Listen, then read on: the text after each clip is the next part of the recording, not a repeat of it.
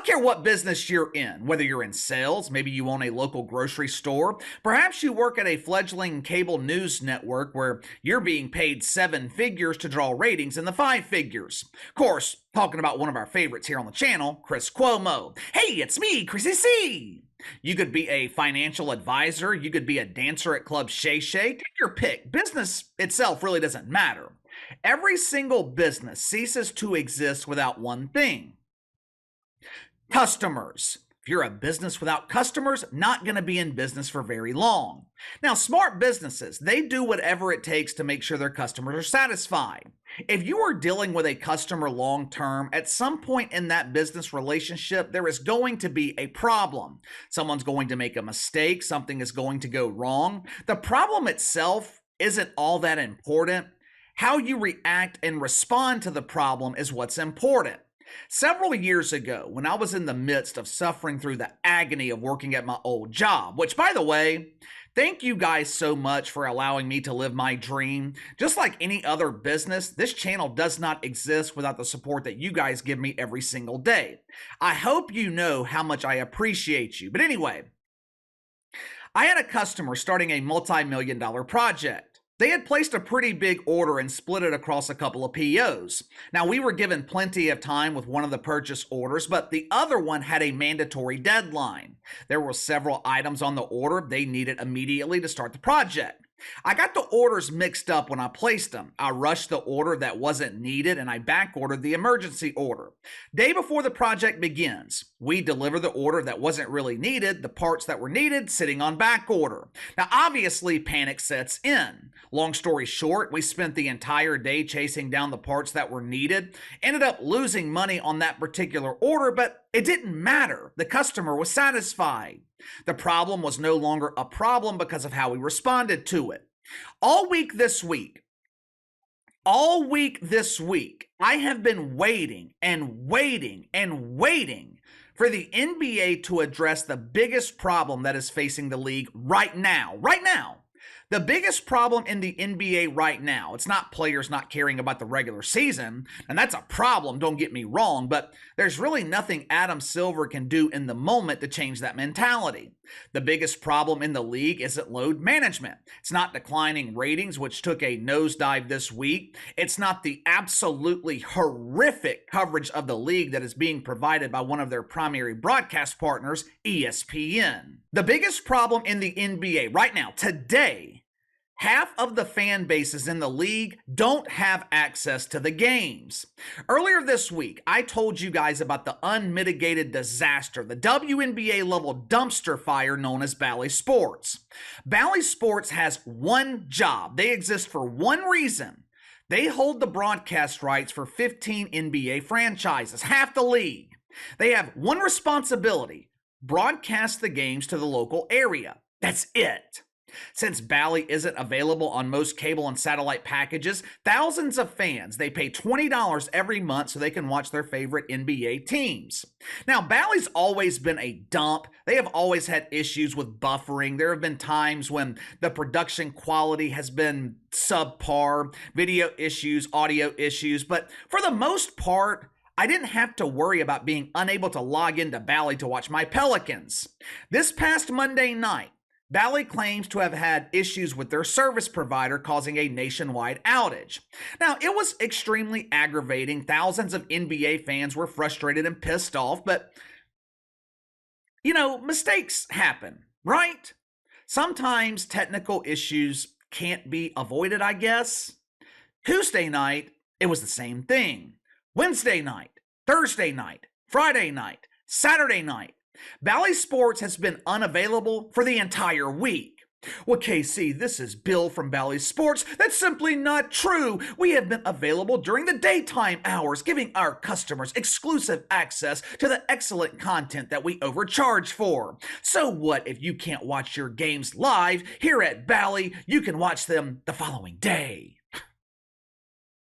Yeah, well, that's great, Bob. I don't want to watch the game the next day. I'm not paying you $140, $160 a season so I can watch the game 12 hours later. This is not the 1980s where broadcasting games on tape delay is considered acceptable. The only reason Bally Sports is functional during the day is because there's no one using the fucking app. There's no purpose to. As soon as NBA games go live, the app crashes. Like I said, this has been a problem throughout the week. Bally Sports, they refuse to answer the phone. They refuse to reply to emails and text messages. Basically, Bally Sports, they are sending the message that they do not care about their customers. But here's the problem.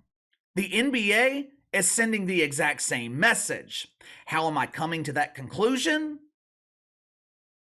What other conclusion can I come to when the NBA has remained silent? It has been almost 7 days since this issue started with Bally Sports. 7 days! And the NBA has yet to release a statement. The NBA has yet to apologize to their fan base. Hell, the NBA hadn't done a damn thing. Now, some of you might be thinking, Casey, what's the big deal? Just find another way to watch the games.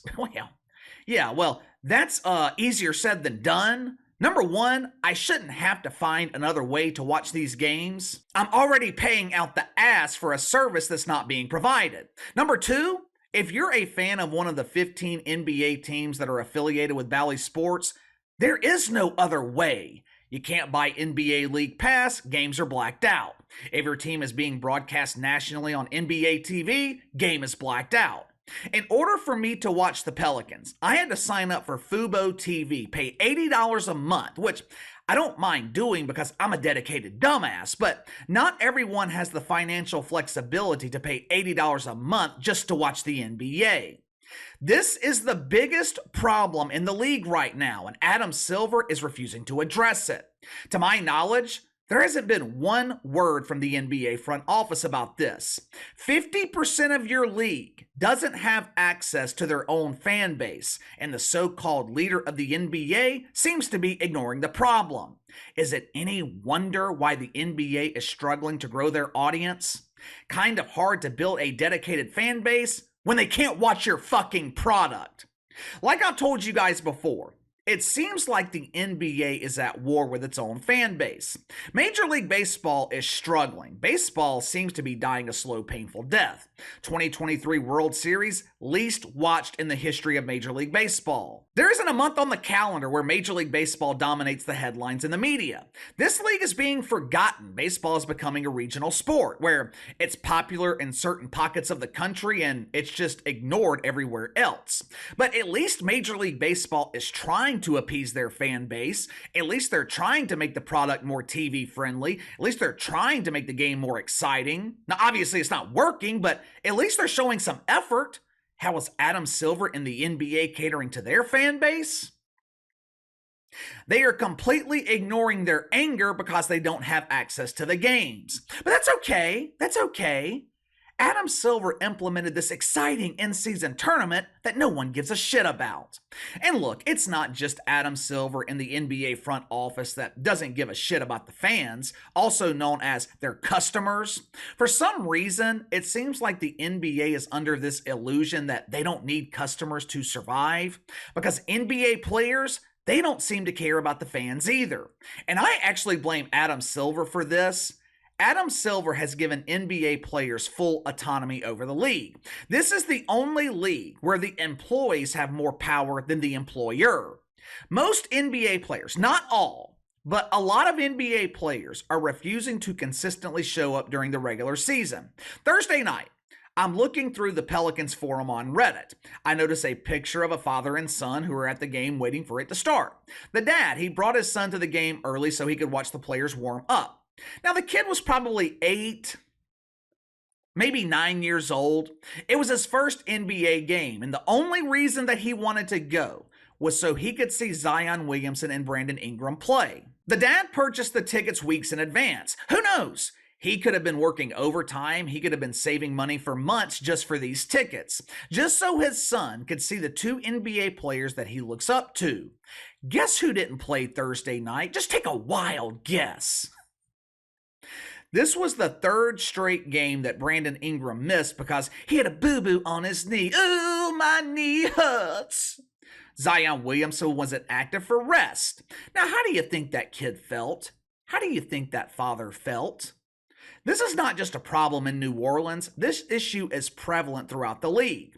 In the NBA, you have players telling coaches, I ain't playing. In what business do the employees get to tell the employer when they will and won't work? I'll give you another example of how twisted the mentality in this league is. Fans account for 50% of the NBA All-Star voting process. Media makes up 25%. NBA players make up the other 25%. Now, CJ McCollum is the last of a dying breed in the NBA. Hell, he might be the only player with an old school mentality in the league. 32 years old. At 32 years old, CJ McCollum plays through injury. He plays the second night of back-to-back games. Second half of last season, he played with a splint on his shooting hand. Basically, CJ McCollum does not miss games. This week alone, he has played in all 4 games while battling through the flu. Brandon Ingram has a boo-boo on his knee. He misses 3 games. Zion Williamson yawns. He needs rest. CJ McCollum does not miss games. Guess how many times CJ McCollum has been named an NBA All-Star? 0. It is absolutely criminal that this man has been overlooked for over 10 years now. This dude actually cares about the fan base, and the league overlooks him. Just out of curiosity, I wanted to know if this was a problem in the NHL, where players just ignore the regular season and miss games for minor injuries and rest. If you follow the NHL, you can correct me if I'm wrong here, but I looked up the stats for a couple of NHL players that I had heard of. Last year, Connor McDavid played all 82 games. Season before that, he played 80.